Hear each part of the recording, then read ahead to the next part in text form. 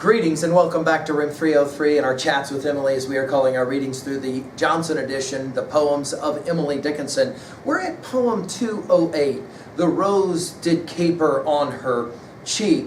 Now, I find this a fascinating poem. Hey guys, I've said to you in a number of prior lectures that I am convinced that Emily is having a great time as she is writing these poems. I think she's having a bit of fun. And I should point out right away that scholars have mentioned about this poem that it's one of the rare moments when Emily writes about happy love. That is to say, Scooby snack love, even though, of course, as we say in 303, Scooby snacks are an illusion.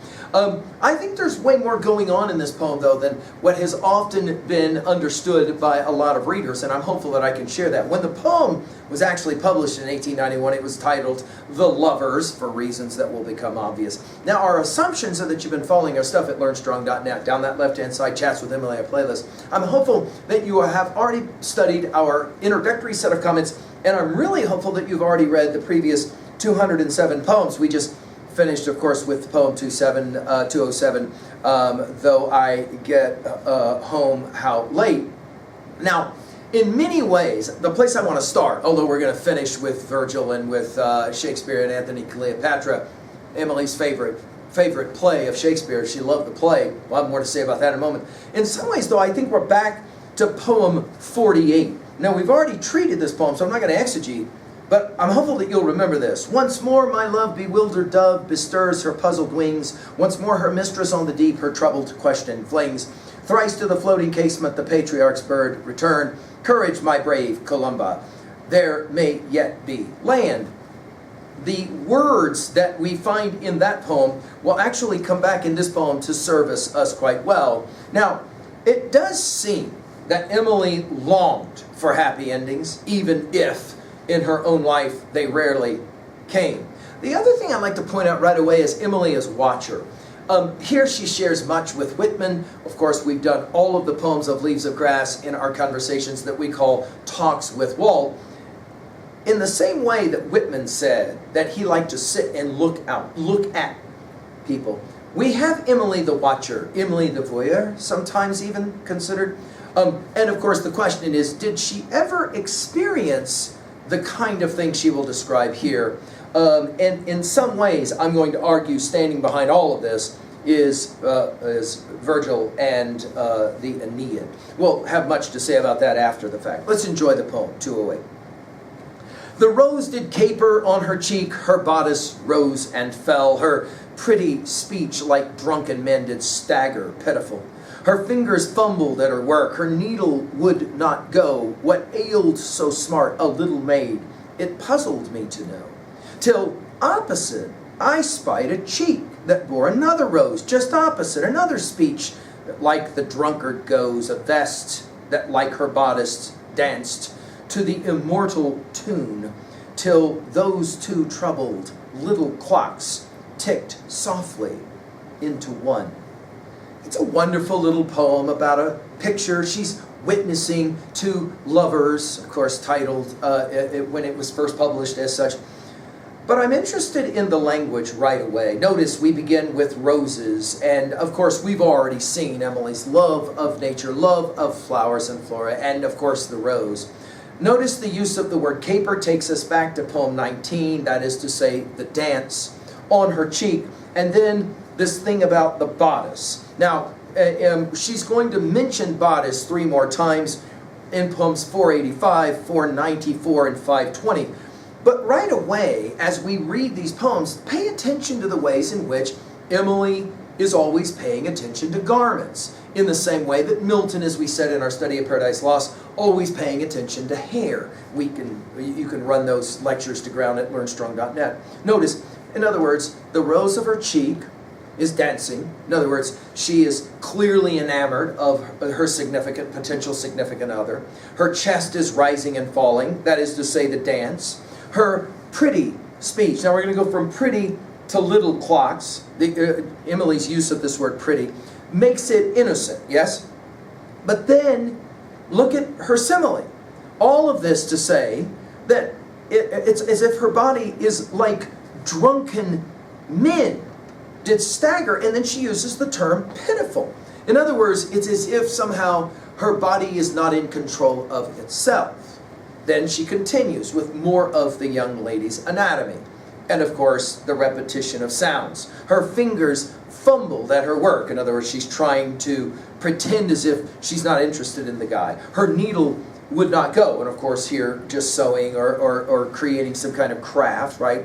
What ailed so smart a little maid, and we'll come back to little, again, we've already commented in 172 poems, Emily loved this word little. A little maid, it puzzled me to know, go back to poem 48 with this use of the word puzzle.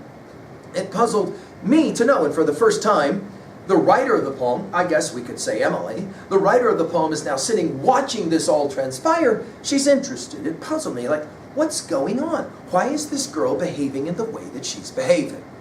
Till, opposite, I spied a cheek.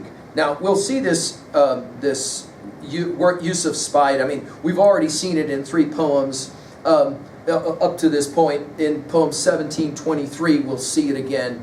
I spied a cheek that bore another rose. So now all of a sudden we enter. So notice we go from 1 to 2 to now 3, right? That is to say, Emily is now watching 2 of them as what unfolds. I spied a cheek that bore another rose, just opposite, another speech, that, and then she comes back again to this simile, like the drunkard goes. In other words, unable to, it's a brilliant way to say, I mean, we've all, either seen this or done this young love thing, where it's like not totally in control, saying maybe something silly, kind of like being drunk. And now from bodice we go to vest. A vest that, like her bodice, danced, so from capers we go to dancing, to the immortal tune. She loves this word immortal. In 56 poems she'll use some version of this immortal. I love that it is a tune. So we go from capering and dancing to a tune, till those 2 troubled. Again, we're back to poem 48. I read it already, her use of the word troubled. Little clocks, and again her use of the word little, ticked softly into 1. Now, that is to say, the hands of time, tick-tock, tick-tock, tick-tock, and now we go from 2 to 1. It is a pretty, to use her language, it is a pretty statement of what young love is like. Now, at 2a, of course, messaging here, I think it's simple that we can say love is amazing when the clocks tick into 1. It's a wonderful way to say it. By the way, it's interesting to follow the way Emily uses this notion of clocks and time in her poems. We're going to see more of it. At 2b, though, I think there's something far more sophisticated going in. See, this is pure Emily. So the poem seems to read as something as simple as, oh, this is young love, and she's watching this guy and this girl who are obviously enamored of each other, and they don't really know how to behave because they are so young. And immediately we think of her beloved volume of Shakespeare, and probably Romeo and Juliet, in that first meeting, of course, right, and all of that. But I think there's something interesting when we ask, in what ways do lovers and drunkards go together? That is to say, well, they both kind of don't really know what they are doing, but that is a strange way to make the observation. Where would she come by this idea of drunk equals love? I think that what she's playing with, first and foremost, is her reading of Virgil's Aeneid. And do you remember, we've given full lectures at LearnStrong.net of every book of Aeneid, if you want to run that to ground. But do you remember, starting in book 2, that Aeneas tells the story of his life, especially, of course, the horrors of the fall of Troy and all of that. But it is in book 4, when finally there is a break, that we are told, but the queen, this is obviously Dido, too long she has suffered the pain of love, hour by hour nursing the wound with her lifeblood consumed by the fire buried in her heart. The man's courage, the sheer pride of his line, they all come pressing home to her. By the way, I'm reading Fagles here. Over and over, his looks, his words, they pierce her heart and cling. No peace, no rest for her body. Love will give her none. Of course, we know that Juno is playing her part as the goddess here. A new day's dawn was moving over the earth, Aurora's torch cleansing the sky. He's told his story all night. Burning away the dank shade of night as the restless queen beside herself confides now to the sister of her soul, Dear Hannah. Now, of course, Dido speaking.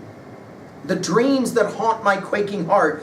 Who is this stranger just arrived to lodge in our house? Our guest. How noble his face, his courage, and what a soldier. I'm sure I know it's true. The man is born of the gods. Fear exposes the low-born man at once, but oh, how tossed he's been by the blows of fate.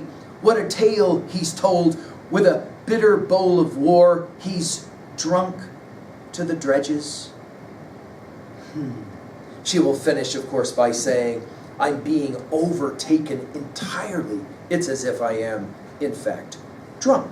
And I think that, in fact, Emily is playing with this idea. I think possibly the way she tracks it is by going, of course, to her favorite play of that Shakespeare volume that she so cherished. Scholars have pointed out again and again that her favorite play was what? Well, it was Antony and Cleopatra. And of course, to go back to that study, there is that powerful moment, right, when Cleopatra and Antony have their time together.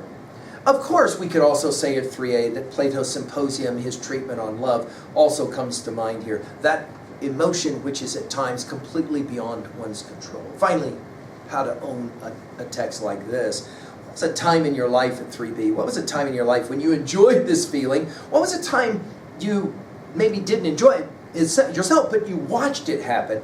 Think about all the films that we love because what she describes is in fact the game that's being played. And how much fun is it that we can go from Emily back to Virgil and then back to Emily vis-a-vis Antony Cleopatra? Yay. Thank you.